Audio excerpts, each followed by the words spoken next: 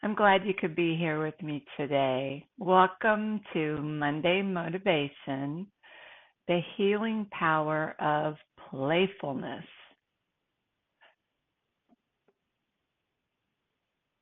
So, hello, beautiful friends and thrivers. I'm Terri Sterk, if we haven't met before.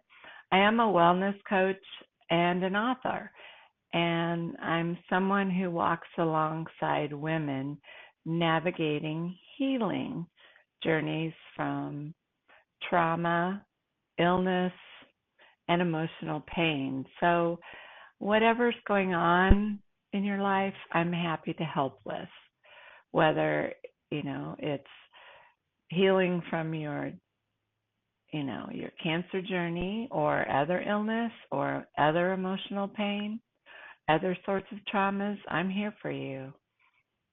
I want to start today by thanking you for showing up, and not just here, but showing up in your life. If you're listening, it means you're doing the work of healing or hoping to heal. I honor that deeply, and I've been where you are, so I understand. Today's message might surprise you a little bit. We're talking about something that doesn't usually show up in serious conversations about healing, but it's really true. Even in the difficulties of life, the something that we're talking about is playfulness. It's about joy. It's about lightness. It's about laughter. So, lightening up on the difficult conversations, let's try to find something joyful. Not as a distraction, not as a denial of your pain, but as a powerful and restorative tool in your toolkit. There's lots of things we can use for healing. Our bodies, our emotions, our spirits. This is one. So let's be real. When you're in survival mode, when you're grieving a loss or you're processing trauma of any sort, living with illness, healing from illness, playfulness can feel irrelevant, maybe even a bit offensive. Maybe you thought, I don't have time for fun. There's too much pain in my life to smile. If I laugh, well, does that mean I'm forgetting how hard this truly is? I want to gently offer you a truth. Playfulness doesn't mean you're ignoring your reality. It means you're reclaiming parts of yourself that pain tried to take away.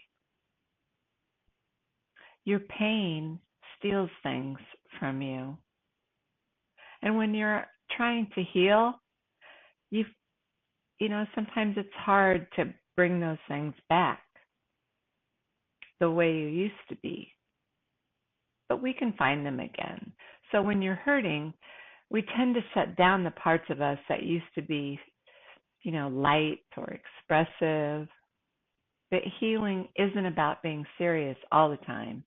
Healing is about being a whole person. And that does include laughter and joy. There's science behind all of this. I'm not making it up. When we engage in play, we reduce our stress hormones like cortisol. And instead of cortisol, we increase those feel-good channels like dopamine and endorphins, things that bring us happiness. Play helps regulate the nervous system.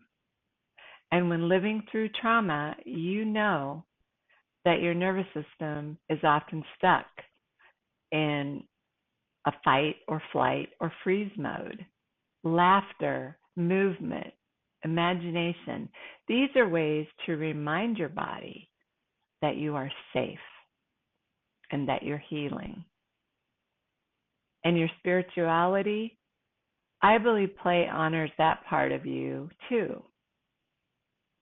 Think about it. God created beauty, music, color, and community. Joy is also sacred. I believe joy lives in my heart. I just have to remember to call upon it. And sometimes play and laughter can help do that. When you allow yourself to play, you aren't turning your back on the hard stuff. You're creating space for your heart to breathe again. Whew, okay, I'm still in there somewhere. I just have work to do to find it again. Even 10 minutes of playful engagement can reframe your entire day. So now let's talk about some real life ideas for play. Let's get practical. What does play look like for a woman who's healing? I am currently enrolled in a 7-day yoga challenge this week. Today was day 1. And guess what it's called? Awaken Your Inner Child. This yoga challenge is a powerful way to connect with playfulness, creativity, and self-compassion. So when I started today, I had some thoughts. Is this really what I want to do this week? I've been away from yoga for a few months, so I'm now working to get back into a regular yoga practice. I know how good it is for my body to build strength and flexibility with the added benefits of healing for the mind and spirit. Whatever you choose, it doesn't have to be yoga, but if it is, great. It doesn't have to be loud or silly or even performative. Here are a few simple ideas that can bring joy and connection back into your day. Dance in the kitchen. This is one that came up for me because I have a memory of it when my daughter was dancing around the kitchen. And it brought smiles to my face. And then I started dancing. So let yourself be young again, just for 3 minutes. Maybe even dance to a song that you loved in high school or one that your kids are listening to. Another idea is to color or doodle. Yes, even with crayons or markers from your kids' art box. Or maybe you're coloring with them. It's really not about the art. It's about the freedom to be able to do whatever you want, no matter the circumstances in your life. Watch a funny movie or read a funny book, the kind that makes you laugh until you cry. Play silly games or maybe board games with your kids, your grandkids, or even your pet. Just throwing the ball for your dog to bring back to you is play, and it's good for your dog too. Try something playful you've never done before, like flying a kite, blowing bubbles, or doing a puzzle. Puzzles are favorite games in our house. None of these are time wasters. These are soul restorers, especially if you're doing with other members of your family. Now, I know some of you feel a lump in your throat when I say play. There's resistance, there's guilt. Maybe you're thinking, gosh, I haven't played in years. If I'm smiling and I'm disrespecting the pain I'm in, isn't that true? No, it's not true. Here's what I want you to know. You can grieve and still giggle. You can cry, but still be creative.